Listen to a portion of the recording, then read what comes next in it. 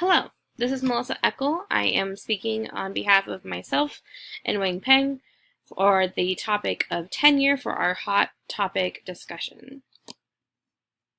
So to get started, we want you to think about what you know about tenure itself as of right now.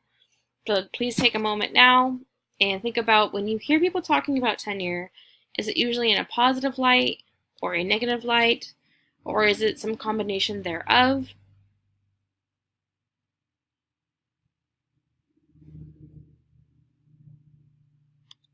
Great. Now that you've taken that quick moment to think about what you already know about tenure, we're going to sort of walk you through the history of tenure and some pros and cons. So to start with, what exactly is tenure? Tenure came about in 1887 when nearly 10,000 teachers across the country sought protection from parents and administrators who would try to either dictate lesson plans or prevent controversial materials like Huck Finn from being used in classrooms. The American public school system teachers are usually awarded tenure after a probationary period of about 3 years, and luckily for us, only 2 years in California. After earning tenure, he or she has a right to know why a discharge is being sought out by the employer, and have a right to the issue decided by an impartial body. So that issue can be taken to an impartial body, and then they can make the decision.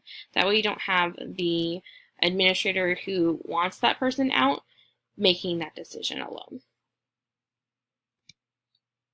There are some benefits of tenure, and this is kind of where we're focusing now.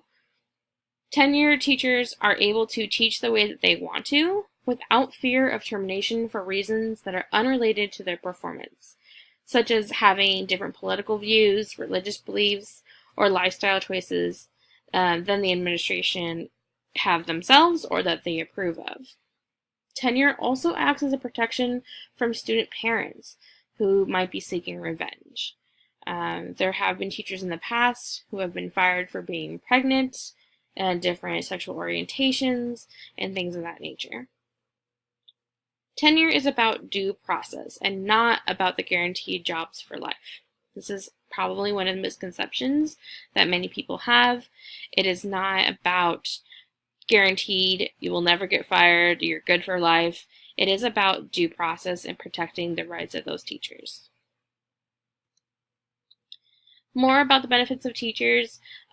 Tenure is an incentive to attract high-quality teachers. Because you've gone through this tenure process, ideally you would be of a high caliber quality. And a common myth about tenure is that teachers cannot be fired. Teachers can be fired after earning tenure, it's just a little bit different. They can be fired for incompetence, insubordination, immorality, moral turpitude, or a neglect of duty. And some of these things can be a little bit of the gray area, but most districts have a definition of where these things fall into that they make available to teachers. There are some negative effects of tenure, as I'm sure many of you already kind of know. The firing of a tenured teacher is a slow, difficult, and expensive process for the school district. It can take between 1 and 6 years to remove an experienced tenured teacher from their posts, according to Thomas B. Fordham Institute from something they wrote in 2018. It costs an average of $313,000 to fire a tenured teacher in New York State. This was not available for the California state information, but in New York State, which is a similar sort of economy, it is very expensive to just fire a tenured teacher.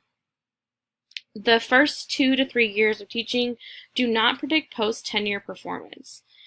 So this is a negative effect of tenure because if people are on their best behavior for the first 2 or 3 years, but then decide that they don't need to be pushing themselves, educating themselves, and working harder afterwards, there is no way to predict that depending on their actions in the first 2 years. So this can be a negative effect.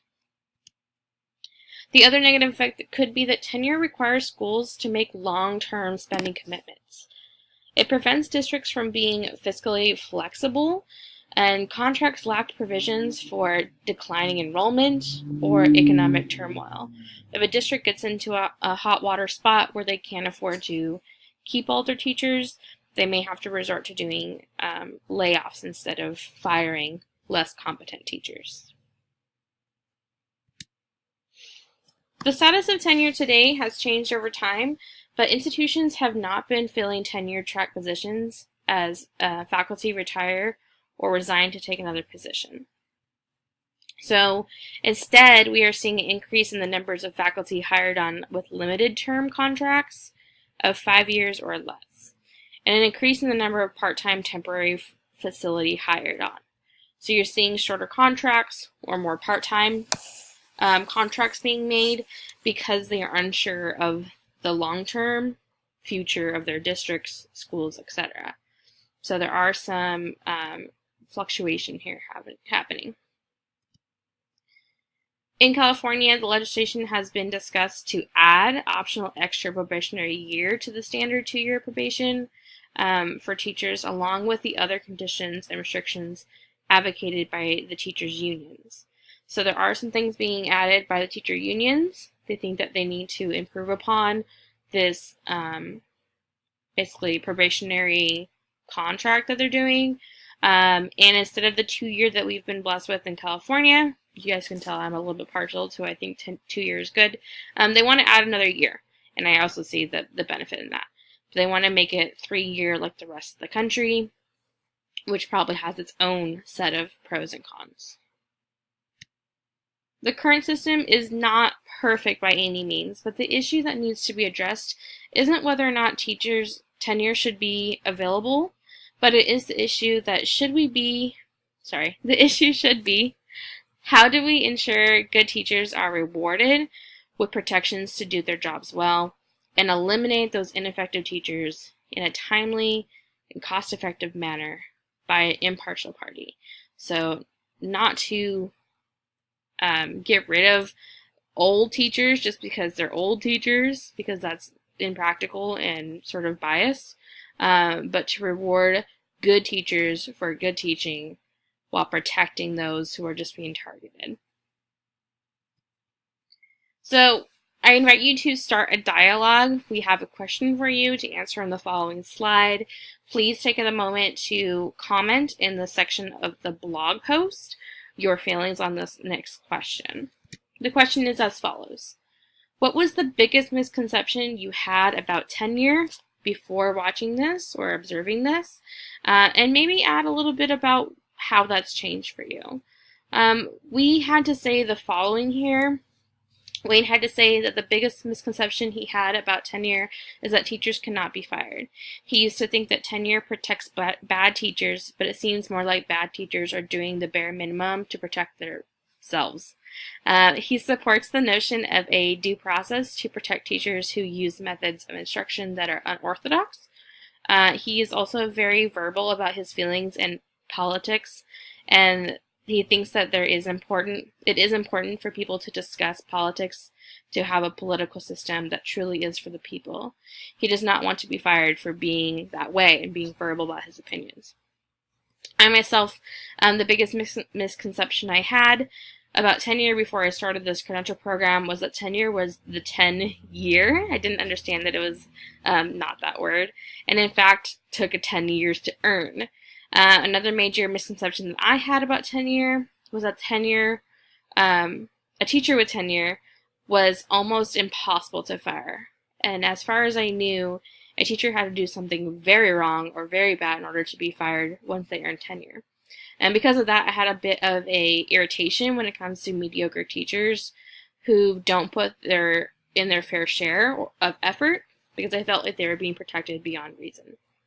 We've all had at least one teacher in our lives that you're like, should you still be a teacher? So please give us a moment and give us your biggest misconception that you've had about tenure so far, and maybe kind of where you've learned from there. Thank you guys so much for watching. We hope you enjoyed this and learned a little something new.